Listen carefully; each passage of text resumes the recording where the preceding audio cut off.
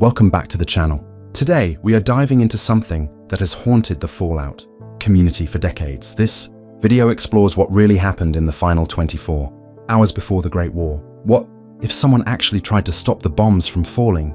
You're about to hear a confession from inside the conspiracy itself. A testimony from someone who saw Vault-Tec's plans, who fought alongside a Chinese defector to reach the president, who watched the corporations murder the world for profit.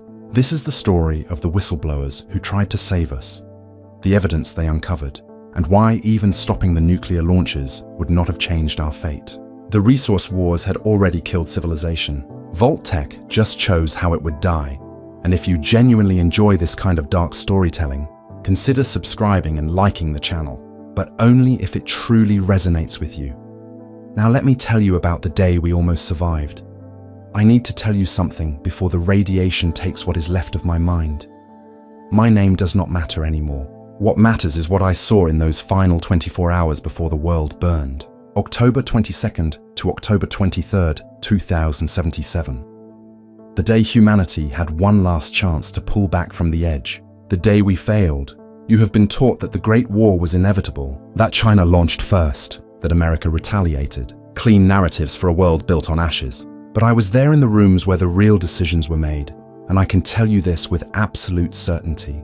Someone tried to stop it. Multiple people did, actually, and every single one of them died for nothing.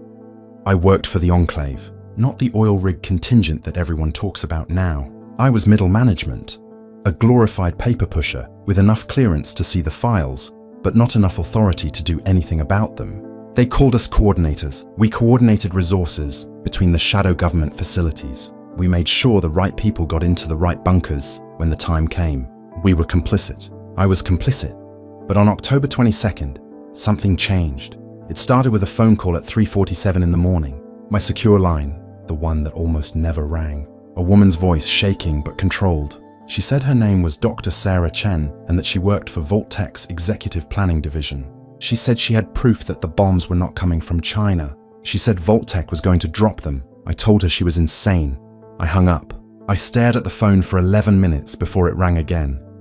This time, she did not introduce herself. She just gave me a file number and 277 DEFCON override. She told me to look it up in my system. Then she hung up before I could respond. Here is what you need to understand about October 22nd. The world was already a powder keg. The Sino-American War had been grinding on for over a decade. We had just reclaimed Anchorage back in January, pushed the Chinese completely out of Alaska. American forces were deployed deep into mainland China. The entire nation was running on fumes. Food riots in almost every major city. Petroleum prices at $7,450 per gallon. The new plague still killing people in quarantine zones. Most Americans thought the air raid sirens were just drills. They had been hearing them for months. I went to my terminal. I entered the file number with hands I could not keep steady. What I found made me understand why Dr. Chen's voice had been shaking. The file contained meeting transcripts, a gathering of corporate executives from late 2076, Vault-Tec, Robco Industries, Westtec, Big MT, Repcon Aerospace, all the major defense contractors. They were discussing the Vault program, how to ensure maximum return on investment for their shareholders. One name appeared frequently in the transcripts. Barbara Howard, senior Vault-Tec executive. Someone from Robco, a Mr. House, asked the critical question. How could they guarantee results when peace talks between the US and China were still ongoing? What if the war ended before the vaults were necessary? Barbara Howard's response was in the transcript, time-stamped and verified, by dropping the bombs ourselves. I read those 5 words 17 times before I could process them. The file contained more, much more. Communications between Vault-Tec and Enclave operatives, shipment manifests for nuclear materials to unauthorized facilities. Personnel transfers for engineers with expertise in intercontinental ballistic missile systems. And a date, October 23rd, 2077. Recommended timeline for implementation of corporate restructuring initiative. Corporate restructuring. That is what they called the end of the world. I printed everything. 342 pages of evidence that the apocalypse was a scheduled business decision. Then I called Dr. Chen back on a line I hoped was secure. She answered on the first ring. You saw it. Where are you? I asked. Vault-Tec Industrial Headquarters, Southern California. I have more. Internal communications. Financial records showing payments to Chinese shell companies. They have been funding both sides, manipulating the war to guarantee the conditions they need. If the war ends, Vault-Tec collapses. They have bet everything on nuclear annihilation. How long do we have? Less than 24 hours, maybe less. The authorization codes went out this morning. I intercepted one transmission before they locked me out of the system. She told me to meet her, a location in Nevada off the Strip. She said there were others, a Chinese intelligence officer who had discovered the same conspiracy from the other side, an enclave whistleblower higher up the chain than me, even someone from the president's security detail who had seen too much. I should have known better. I should have understood that people like us do not get to be heroes. But I was young enough, stupid enough, to believe that proof mattered, that if we could just get the evidence to the right people, someone with actual authority would stop this. I grabbed the printed files. I grabbed my service pistol. I left my apartment in Georgetown at 5:23 a.m. on October 22nd. The streets were already filling with early commuters, people heading to jobs they would never finish, breakfast diners they would never reach. I wanted to scream at them. I wanted to tell them to get underground, to run, to do anything but continue with their normal routines. But what good would that have done? Where would they go? The flight to Nevada was scheduled for 7:15 a.m. I made it to the airport, cleared security with my enclave credentials. I sat in the terminal watching families travel. Businessmen with briefcases, soldiers on leave. All of them had less than 30 hours left. The plane took off on time. I spent the flight reading through the files again, trying to find something I had missed. Some detail that would make this make sense. The woman next to me asked if I was okay. I must have looked terrible. I told her I was fine. I was not fine. Nothing was fine. What do you think really happened here? Drop your thoughts in the comments. I would like to know if I am the only one who feels like we were always meant to fail. We landed in Nevada at 9:48 a.m. Pacific time. Dr. Chen had given me an address, an abandoned warehouse on the outskirts of the city, far enough from the Strip that Vault-Tec security would not be monitoring it, far enough from everything that screaming would not matter. I took a cab. The driver was listening to the radio. GNR was playing music, upbeat pre-war swing that felt obscene given what I knew. Between songs, the news, reports of Chinese submarine movements off the West Coast, reports of increased DEFCON status, reports that Pentagon sources were calling routine defensive posturing. Routine. As if any of this was routine. The warehouse was exactly where she said it would be. Rusted corrugated metal, broken windows. The kind of place that gets demolished to make room for casinos. I went inside with my hand on my pistol, not sure what I expected to find. What I found was Dr. Sarah Chen with a bullet hole in her forehead. She was slumped against the far wall, still wearing her Vault-Tec executive identification badge. The papers around her were soaked with blood. Her eyes were still open, staring at nothing. She had been dead for maybe 3 hours based on the pooling, which meant someone had gotten to her shortly after our phone call. They wanted me to see this. They wanted me to understand what happens to people who try to stop the inevitable. I heard footsteps behind me. I spun, raising my weapon, and found myself facing a Chinese man in civilian clothes with his hands raised. He was older, maybe 50, with the kind of weathered face that comes from too many years in the field. He spoke English with only a slight accent. "Do not shoot. Please. My name is Colonel Wei Zhang, People's Liberation Army Intelligence Division. Dr. Chen contacted me as well. I arrived 10 minutes ago and found her like this. I kept my gun trained on him. Why should I believe you?" He slowly reached into his jacket and pulled out a folder. Chinese military documents stamped with classifications I did not recognize. Because I have been trying to stop this from my side for 6 months. And because if I wanted you dead, you would already be dead. He was right about that. If he was PLA intelligence, he had a dozen ways to kill me before I could pull the trigger. I lowered my weapon slightly. "You know about Vault-Tec." "I know about much more than Vault-Tec." He stepped closer, his movements careful, unthreatening. "Your enclave, our Ministry of State Security, Vault-Tec, Poseidon Energy, all the major defense contractors on both sides. They have been coordinating this for years. The resource wars were profitable, but this," he gestured vaguely at the world outside. "This is the greatest profit opportunity in human history." He opened his folder. Inside were surveillance photos, Vault-Tec executives meeting with Chinese shell company representatives, financial wire transfers, shipping manifests for nuclear materials crossing borders that were supposed to be sealed by war, and something else, a communication intercept dated October 20th, 2 days ago. This is from our listening post at Mama Dolce's in Washington, D.C., he said. We intercepted a transmission from Vault-Tec to an asset inside the Chinese government. Authorization to proceed with Operation Final Product. That is their code name for the nuclear exchange. Your government is in on this? I felt stupid the moment I said it. Of course they were in on it. Everyone was in on it. Elements of my government. His face was hard, just like elements of yours. The people at the top, the ones who see nations as balance sheets. They made a calculation. Controlled apocalypse followed by controlled rebuilding. They get to choose who survives in the vaults, who inherits the wasteland. Ultimate authority over what comes next. I looked at Dr. Chen's body. She tried to stop it. So did others. 3 Chinese intelligence analysts who discovered the conspiracy disappeared last month. An Enclave officer named Margaret Vecchio published an article in the Boston Bugle about the shadow government 4 days ago. That article was scheduled to run on October 23rd. Convenient timing. He paused. She also disappeared. Then why are we here? If they have already won, if they have already killed everyone who knows, why are we still alive? Colonel Zhang met my eyes because we still have 18 hours. And because I think there might be one person left who can actually do something about this. He told me about the president, not the shadow government president hiding on his oil rig in the Pacific, the actual official still living in the White House president of the United States. Zhang's intelligence suggested he did not know about the Vault-Tec conspiracy, that the Enclave had deliberately kept him in the dark, fed him false intelligence about Chinese aggression to keep him aggressive and paranoid and ready to retaliate when the time came. If we can reach him, Zhang said, if we can show him proof that this is a corporate operation, that the real enemy is not China but the military-industrial complex on both sides, maybe he issues a stand-down order. Maybe he contacts Beijing directly. Maybe we get lucky. I looked at him, this Chinese intelligence officer who should have been my enemy, who had just proposed we try to save the world together with less than a day to do it. You said there were others coming. An Enclave whistleblower. Someone from presidential security. They are not coming. His voice was flat.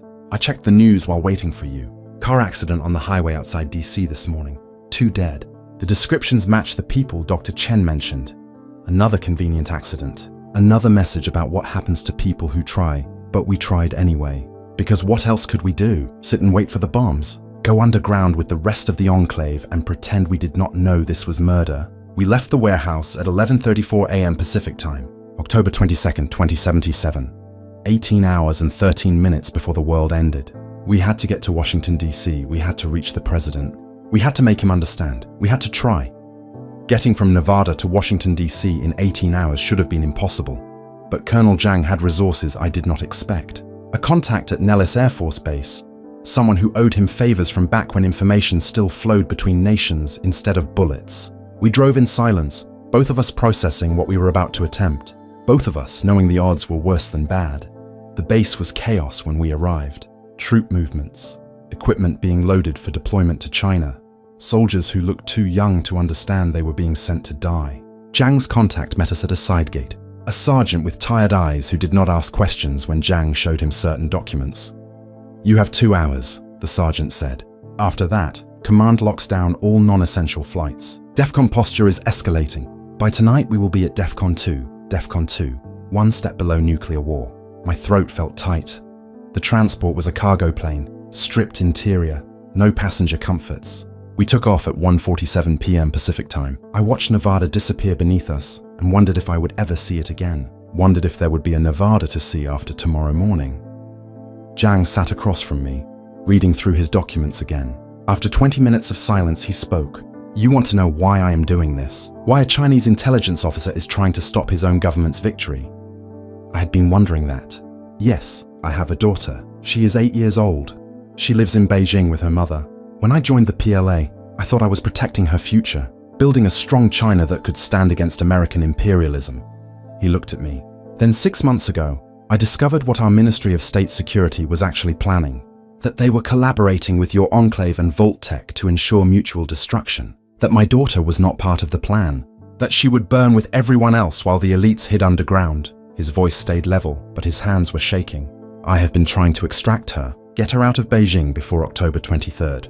But they are watching me too closely. Every time I make arrangements, they fall through. So I decided if I cannot save her, I will try to save everyone. Even if it means betraying everything I swore to protect.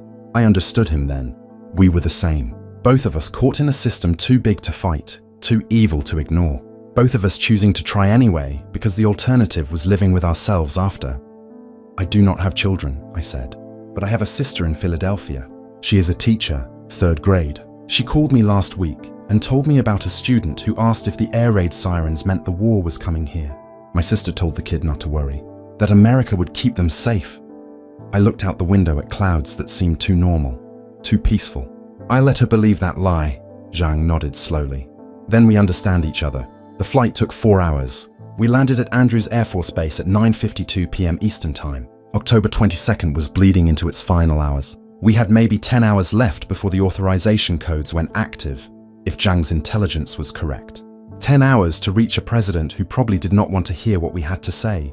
Andrews was locked down tight. Security everywhere. Military police checking credentials at every checkpoint. Zhang had forged papers that identified him as a defector with critical intelligence. My enclave credentials got me through, though I saw the guards' suspicious looks. They knew something was happening. They could feel the tension ratcheting up. We requisitioned a car, government plates, official enough that no one would stop us. The drive into DC felt surreal. Street lights were on. People were still out, walking dogs, getting late dinner, living their lives. The monuments were lit up like always, proud symbols of a nation that had hours left to exist. I thought about telling them, rolling down the window and screaming the truth. But what would that accomplish? Panic in the streets? Riots that would kill people before the bombs did? Sometimes knowing changes nothing. Reached the White House perimeter at 11:17 p.m. This was where our plan got complicated. The president had retreated from the White House back in March. That was public knowledge now, though the official story was he was at Camp David for security reasons. But I had seen the Enclave files. I knew where he really was, not on the oil rig with the rest of the shadow government. They had kept him separate, kept him on the mainland where he could issue orders, where he could serve his purpose as the public face of retaliation. He was at Raven Rock, the underground bunker complex in Pennsylvania, Site R, the Enclave's secondary command facility. "We will never get inside," Zhang said, staring at the fortified entrance in the distance. "Security around the president during DEFCON escalation will be impenetrable." He was right. We needed someone on the inside, someone with clearance high enough to get us access. I thought about the files I had printed, the names I had seen in those Vault-Tec meeting transcripts, and I remembered one that stood out, not because of what they had said, but because of what they had not said. A Secret Service agent named David Martinez who had been assigned to Presidential Protection Detail. His name appeared in the security logs for the Vault-Tec meeting, but there were no comments from him in the transcript. Just his name, present but silent. I had been trained to notice patterns. Silence in a room full of conspirators usually meant disagreement, or horror, or both. "I know someone," I said. "Maybe."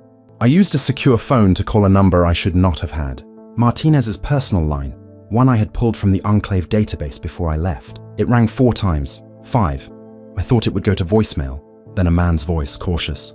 "Who is this?" "Someone who knows you were at the Vault-Tec meeting in 2076. Someone who noticed you did not say anything. Someone who hopes that means you did not agree." Silence on the other end. Then, "This line is not secure.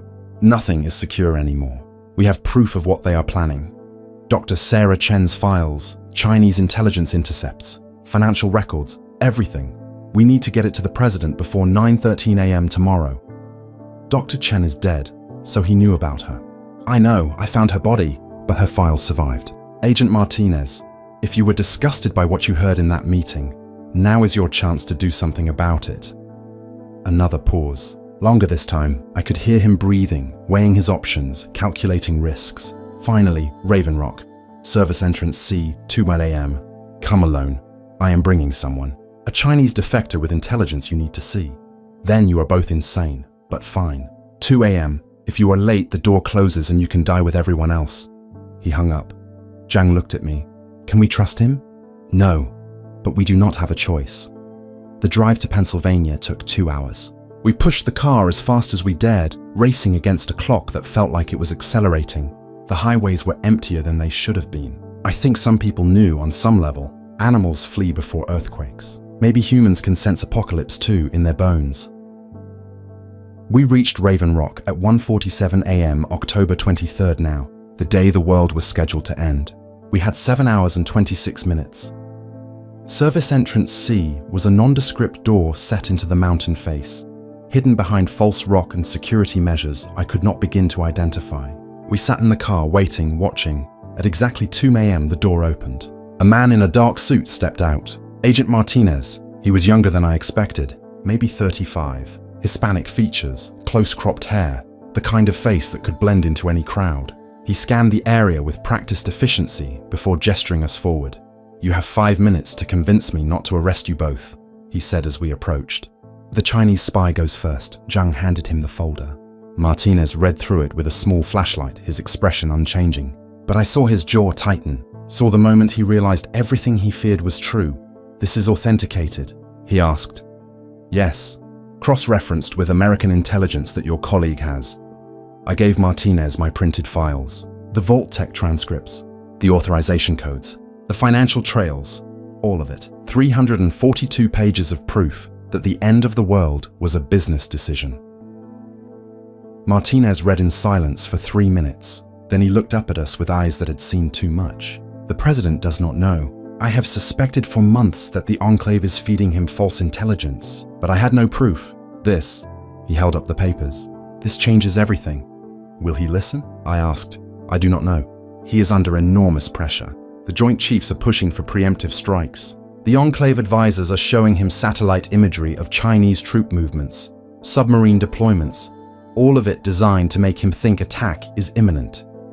Martinez looked at his watch. He is scheduled to receive the latest intelligence briefing at 6 a.m. DEFCON update. That is when they will push him to authorize retaliation protocols. Then we need to reach him before 6 a.m. Martinez nodded slowly. "Follow me. Stay close. Do not speak unless spoken to. And if this goes wrong, I will shoot you both myself to protect my cover." Understood. We understood. Raven Rock was exactly what you would expect from a facility designed to survive nuclear war. Concrete corridors, blast doors, security at every junction. Martinez got us through with his credentials, claiming we were intelligence assets he was bringing in for debriefing. The guards looked suspicious but did not stop us. We descended deeper into the mountain. The air got colder, the lights got harsher, everything felt like a tomb. If you have ever wondered what choice you would make in a situation like this, tell me in the comments. I will be reading them. Martinez led us to a briefing room and told us to wait. He went to find the president, to set up a meeting that might save the world, or might get us all executed for treason. We sat in that sterile room and did not speak. What was there to say? 20 minutes passed, 30. I started to think Martinez had turned us in, that guards would burst through the door any second. Then the door opened and the President of the United States walked in.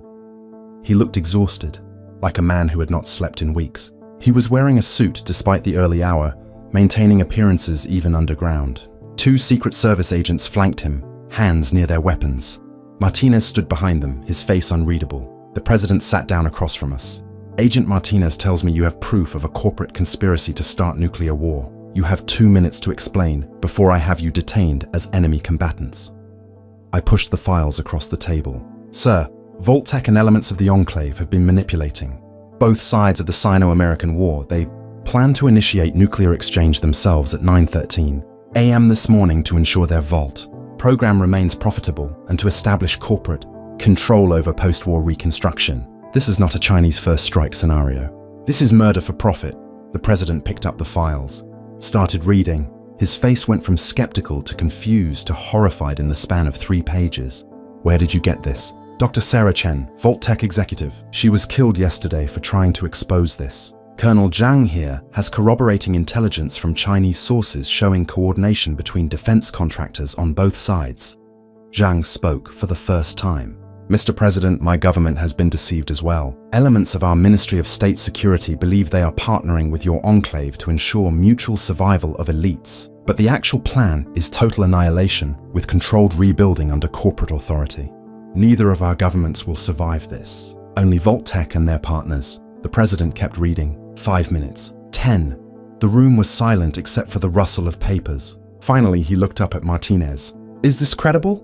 "I was present at a Vault-Tec meeting in late 2076, sir. I heard a Vault-Tec executive named Barbara Howard suggest they drop the bombs themselves to guarantee results. I thought it was theoretical posturing at the time. I reported it up my chain and was told to forget about it. Now I think my chain of command is compromised. The president's hands were shaking. If this is real, if this is actually real, then we need to issue immediate stand-down orders. Contact Beijing directly through back channels. Bypass the enclave completely, and the door burst open. 3 men in enclave uniforms, weapons drawn. Behind them, a woman in a Vault-Tec executive suit. She was smiling. "I am afraid that will not be possible, Mr. President," she said. "You were never supposed to see those files. But since you have, we will need to accelerate the timeline." Martinez went for his weapon.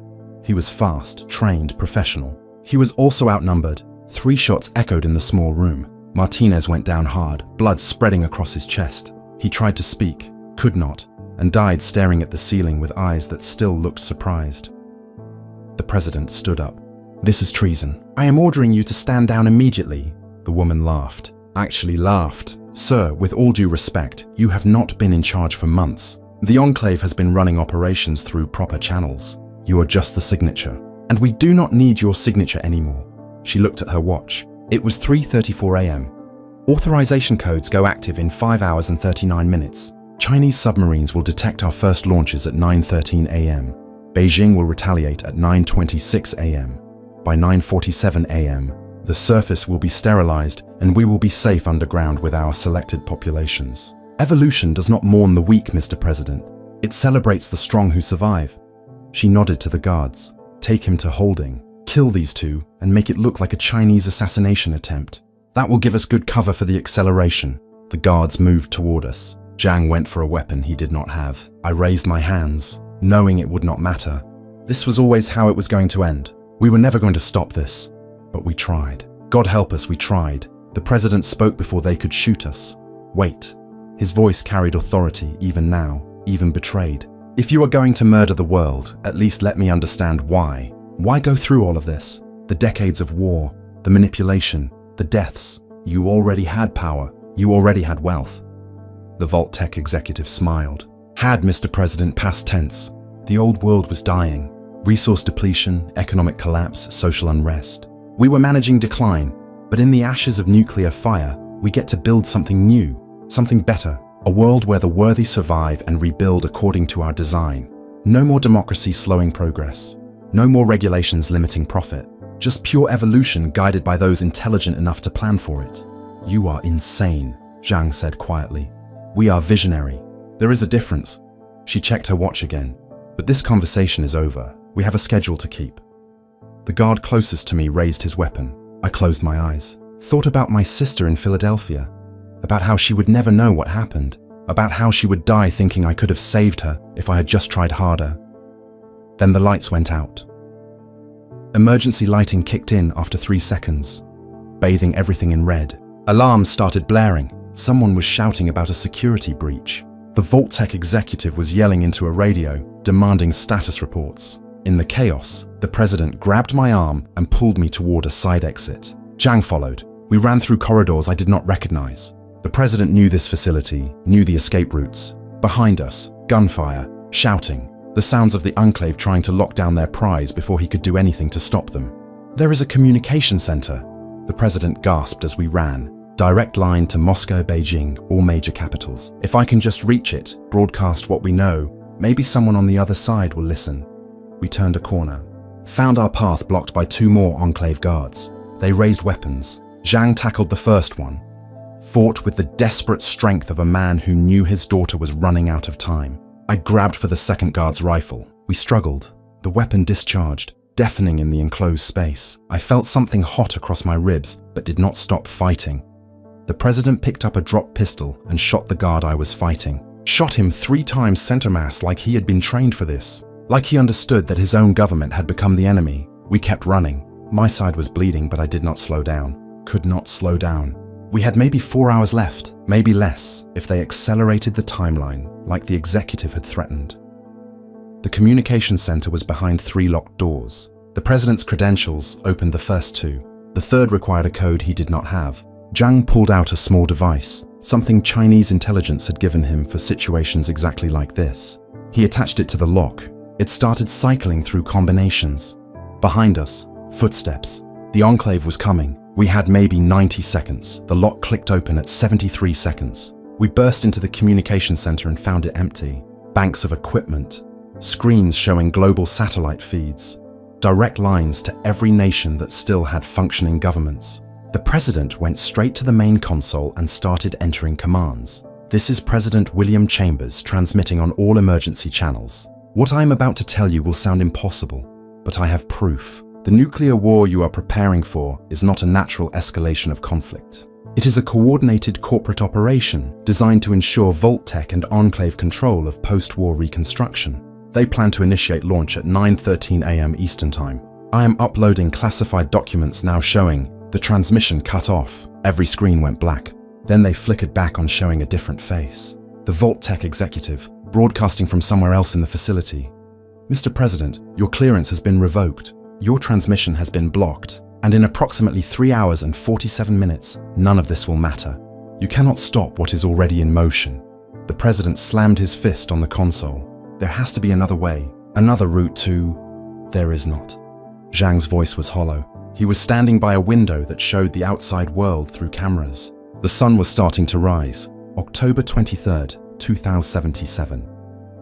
Even if we could stop Vault-Tec, even if we could convince Beijing and Washington to stand down, the world is already dead. The resource wars destroyed the economy. The petroleum is gone.